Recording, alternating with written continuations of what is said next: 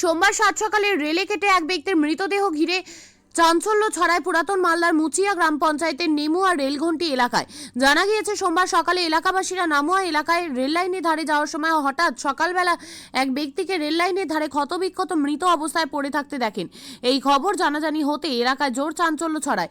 খবর পেয়ে ঘটনাস্থলে পৌঁছায় রেল পুলিশ এবং মালদা থানার পুলিশ। ঘটনাস্থলে পরিশেষে মৃতদেহটি উদ্ধার করে ময়না তদন্তের জন্য পাঠানো হয়, যদিও এলাকার লোকজন মৃত ব্যক্তিকে পরিচিত নয় বলে জানিয়েছেন।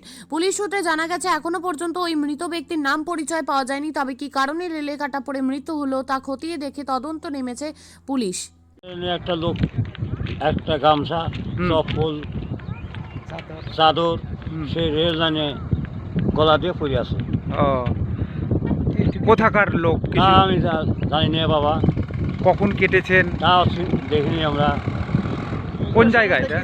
হ্যাঁ, আমরা ওই সম্বন্ধে কিছু জানি না। এটা কোন জায়গা?